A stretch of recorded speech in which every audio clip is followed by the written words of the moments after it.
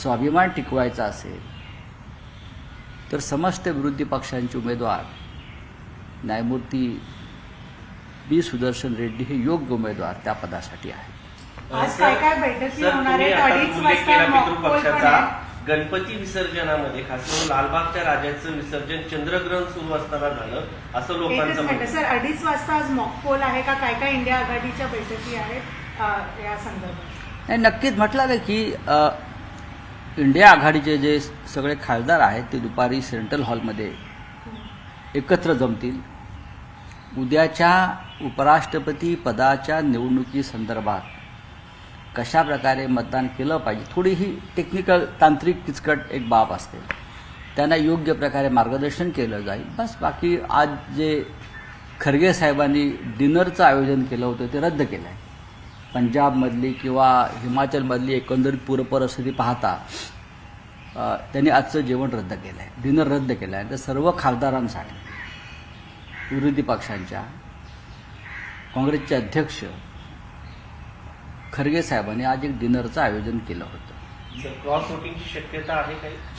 बघा, क्रॉस वोटिंगची शक्यता म्हणजे असं आहे की भारतीय जनता पक्ष हा स्थानिक स्वराज्य संस्थांच्या निवडणुकापासून विधानसभा लोकसभा प्रत्येक निवडणुकीमध्ये यंत्रणांचा गैरवापर करणं, धमकावणं,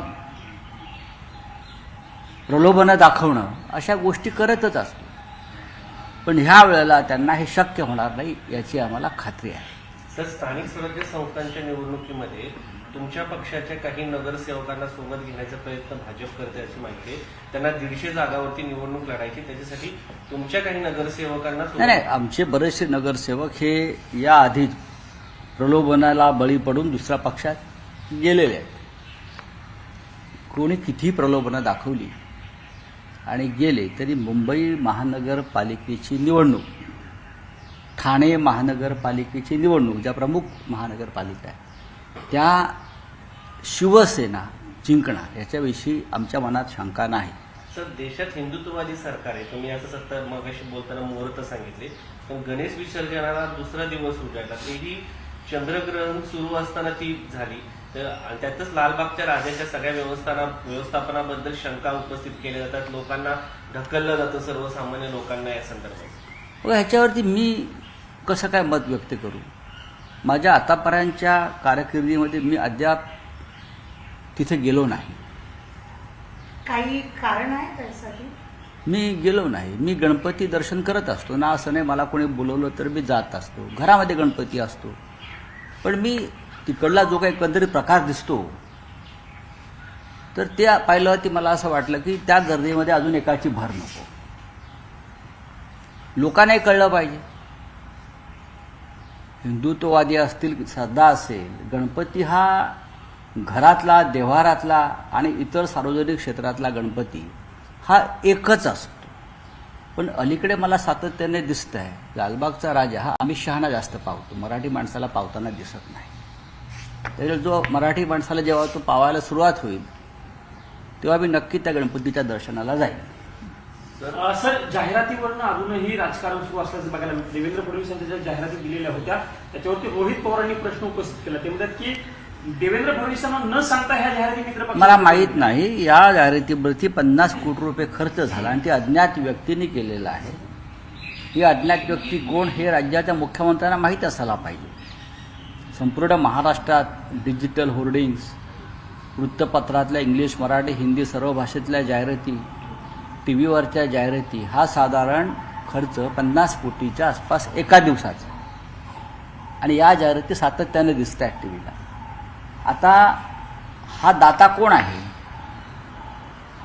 हा धनवान दाता, दानशूर कर्ण कोण आहे जो देवाभाऊसाठी रोज 50 कोटी रुपये खर्च करतो आहे? आणि त्याचा असा काय लाभ झाला आहे भाजपकडून, सरकारकडून, जो या सगळ्या जाहिरातबाजी करतो आहे? हे एक कोडं पडलं आहे महाराष्ट्राला। माननीय देवेंद्र फडणवीस या राज्याचे मुख्यमंत्री आहेत। मुख्यमंत्र्यांची स्वतःची एक आचारसंहिता असते। आतापर्यंत यशवंतराव चव्हाणांपासून पुढल्या अनेक मुख्यमंत्र्यांनी या आचारसंहितेचं पालन केलं आहे, नैतिकतेचं पालन केलेलं आहे। पईचा हिशोब जनतेला दिलेला आहे. अलीकडच्या काळामध्ये गेल्या 5-6 वर्षामध्ये ही प्रथा बंद पडलेली आहे. नैतिकतेच्या गप्पा हे सगळे मारतात, पण रोज नैतिकतेचं अधपतन यांच्या काळामध्ये होत आहे. हे दुर्दैवानं मला सांगावं असं वाटतंय. नाव न देण्याचं कारण काय? जाहिरातीखाली नाव एकतर अशा प्रकारच्या जाहिराती गुंड देतात किंवा कुविख्यात बिल्डर देतात, गुंड देतात. हा गुंडांचा पैसा असतो, ठेकेदारांचा पैसा असतो, आणि म्हणून कदाचित नाव टाळलं असेल. फक्त पैसा खर्च झाला, नाव द्यायला घाबरले किंवा नाव देणं नैतिकतेत बसलं नसेल त्यांच्या. हे एकतर गुंड टोळ्यांकडून हा पैसा असतो अशा प्रकारचा, किंवा 2 नंबरवाले, काळा बाजारवाले, ठेकेदार असेच लोक असे निनावी बेनामी उद्योग करतात. आणि भारतीय जनता पक्ष हा बेनामी पैसेवाल्यांचा पक्ष आहे किंवा अड्डा आहे, हे सगळ्यांना माहिती आहे. भारतीय जनता पक्ष देशातील सर्वात श्रीमंत पक्ष आहे. त्यांनी स्वतःचं नाव तिथं का दिलं नसेल? कदाचित त्यांना ओबीसी समाज नाराज होईल म्हणून त्यांनी तसं केलंय का? बघा, काही लोक बिनबापाचे असतात. मुळात स्वतः नरेंद्र मोदी हे नॉन बायोलॉजिकल आहेत, त्याच्यामुळे त्यांचा पक्षही नॉन बायोलॉजिकल असल्यामुळे अशा प्रकारचं आपल्या म्हणजे नाव देणं त्यांना पटत नसेल.